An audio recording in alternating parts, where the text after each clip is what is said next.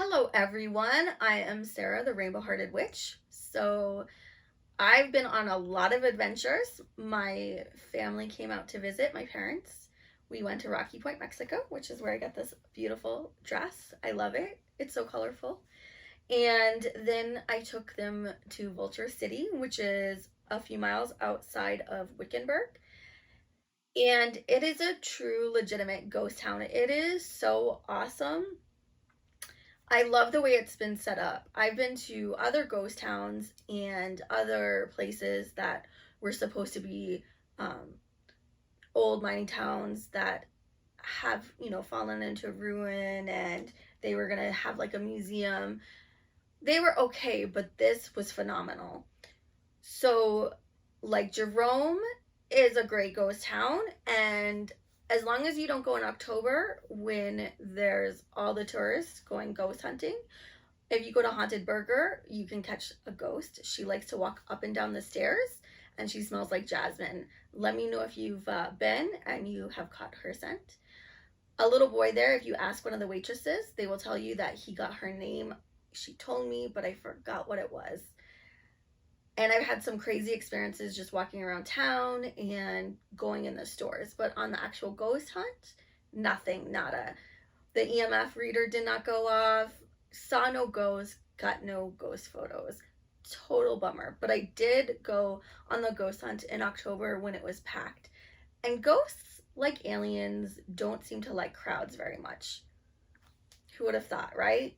So it seems as if that more people that are around, the less spirit activity, or the less you're gonna see them. They're not gonna pop out and say hello to you. So back to Vulture City though. This place was phenomenal. It is a half a mile path around the city, and it gives you not only the history of the city, but it also gives you the spiritual activity, which is so cool. I love that. That's what makes this tour special. They not only have artifacts for mining and living during the late 1800s through the 1940s, but also they have haunted artifacts there. So Vulture City is open daily, 7 days a week, 9 a.m. to 3 p.m. for self-guided tours. It's $15 for adults. Seniors and veterans is $12. Children 7 to 11 is $7, and 6 and under is free.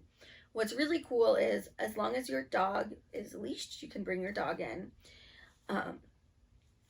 So that's a little bit about Vulture City, and I will link the website down below for where you can go get the information. During the weekends, I think from October until I'm not quite sure when, they do guided tours at 10 a.m. on the weekends or Saturdays only. I can pull it up. I do have it up. Let me see. Anyway, I won't bore you with that. You can check it out yourself if you're in Arizona or in and around Phoenix, or if you're going to come for vacation. So I'm going to go over some of the history, and then I'm going to talk about like the really cool experiences that we had while we were there. So this is from Wikipedia's page. Vulture City was built up around a mine that was found in 1863. It was actually found by a California miner. His last name was Wickenburg. So it was actually Henry Wickenburg who discovered the mine, and then the town built up around it. It was the most productive mine in Arizona history. And like I said, it was up and running from 1863 until 1942. They mined mainly gold and silver there, and at the height of its population, there were 5,000 people. So then it was privately owned for a while. There is a working mine still next door. So while you go on your history tour and ghost hunt, next door you'll see them running tractors, or not really tractors, but like construction vehicles because they are actively mining. So on vulturemindtours.com, you can see that information about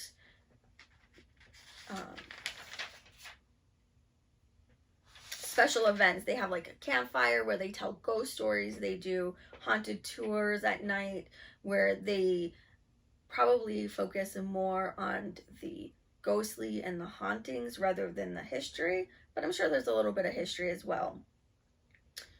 So it was actually this year, the Wickenburg Sun, back in January 20th, 2021, they posted Ghost Hunters Jay and Marie Yates investigate Vulture City.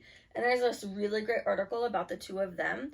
And they used to do things like shut-ins where you could spend the night. And I'm not sure if they're still doing that, but I'm wondering if they're the ones who kind of gave the owners the information about the paranormal activity. Because after you pay, you get like a folder, not really a folder, but it's laminated paper on a little 3-ring binder thing, and it will tell you what each building is, and then it will tell you the history of it, and then it will say paranormal activity.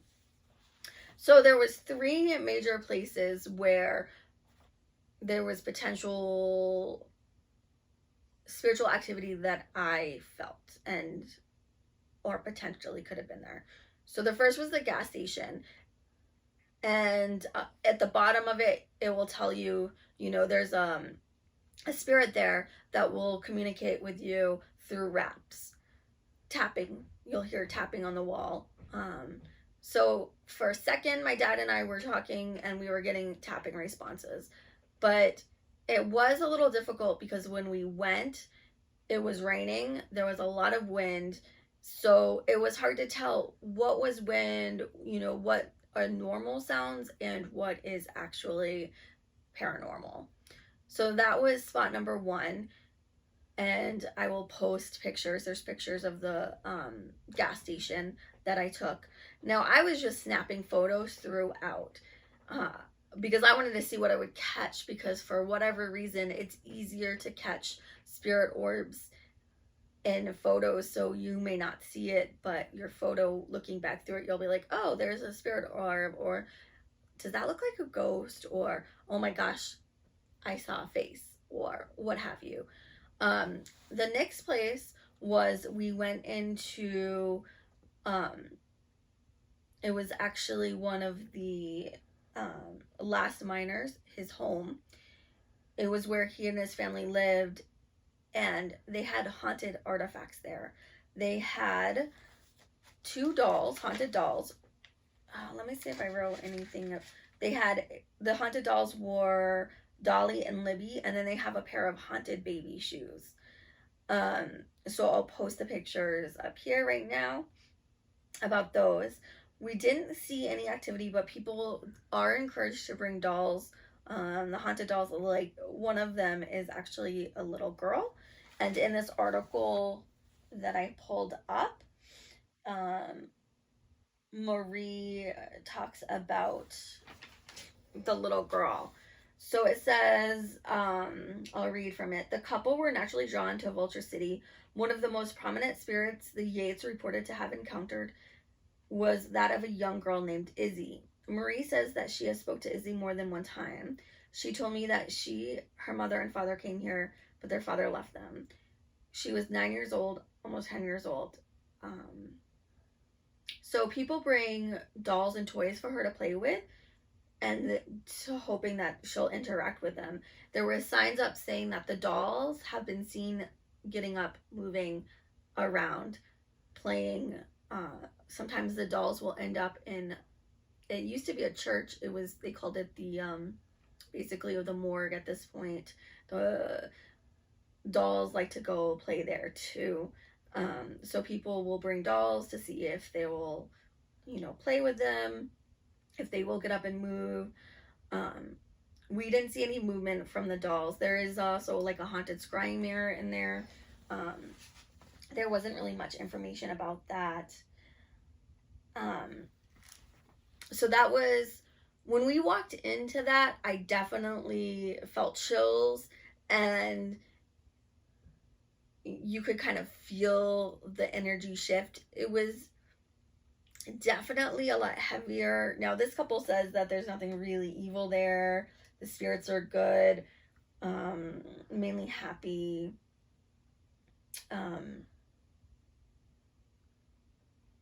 But you'll have to find out for yourself and go. It's a little creepy because this Marie Yates says that Izzy likes to, or is it, yeah, Izzy likes to follow them home. She'll go hang out with them at their house. Which that would kind of, I wouldn't want any ghosts following me home. That is the problem when you go ghost hunting, or if you're an empath or a medium and you're not aware of it.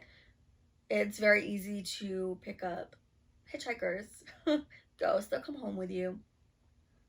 So that's why it's really important that you have sage on hand, or Palo Santo, or anything that you need to do that your tradition tells you to do to cleanse yourself, so when you come in your house, you don't bring them with you, because they need to stay where, they need to stay. So that was the second place. The third place was actually where they kept their gold and silver, and like the overseer was, and the security. We were walking through, and when we left, a door slammed, and they said that was known. But again, was it the wind, because it was a windy day, or did a spirit say, get out, like, we don't want you in our space? I don't know. Me being me, I say it's a spirit. My family's being them, they said it was the wind. So I don't know. And I got a photo of the window, and there's kind of like a white outline. Could be a spirit. Who knows, though? It wasn't really formed. It was more just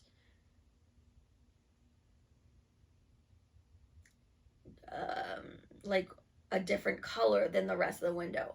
I'll post that photo here as well. So let me know what you think. Oh, wait. So I said there's 3. So actually there's 4. Now, the last place that there was for sure ghostly activity was the boarding house.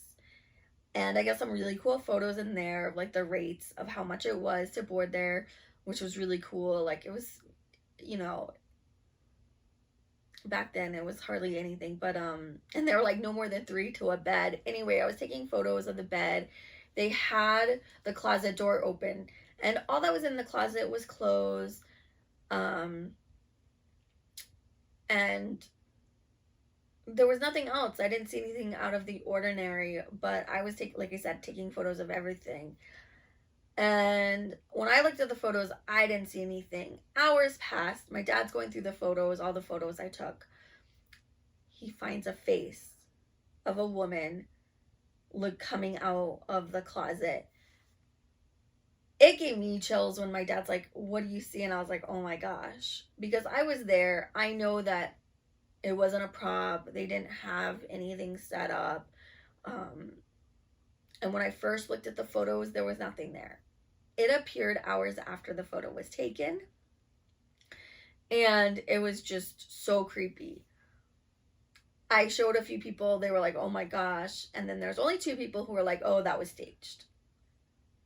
This place, Vulture City, they do paranormal events. Like, I think it was the weekend of October 8th through, that Friday night through Sunday. It already passed. They did a paranormal event where they had paranormal investigators and psychics and mediums go, and they did a conference. And, of course, they have this Valley couple, Jay and Mary Yates, who go and they hold events like I was talking about earlier. And they do investigation, and they've been featured on the Travel Channel. So they have legitimate. I really don't think that they would be there doing gimmicky like projectors and stuff like that. That's not the feel I got at all. Now they did have pumpkin little like scene set up because they're getting ready for Halloween, and from October 22nd through Halloween they're doing a pumpkin scavenger hunt. So I'm going to actually go back and take more pictures and see if I see the same face that I saw when I went at the beginning of the month. See if it's still there or if I catch up anything else. And I have ideas of how I'm going to communicate with that spirit that's in the gas station. I'm going to be like, you know, rap once for yes, rap no for two. Like, I didn't do that. I was just asking questions. Well, the spirit got, you know, tired because he's like, well, you know, they didn't give me any direction. How do I communicate with them? So what, I'm rapping on the, you know. So anyway, so I'm prepared mentally of how I'm going to go about it this time. And I'm going to take a million more photos and see what I catch. But I'm going to, like I said, show you the photos I got this time. And have fun doing the pumpkin scavenger hunt. And I just love Halloween. It's a lot of fun. And just remember that, yes, going ghost hunting can be fun, but make sure, you know, you have your protections with you and you cleanse yourself when you're done. So that will be it for now. I hope you enjoyed that, and happy Halloween, guys.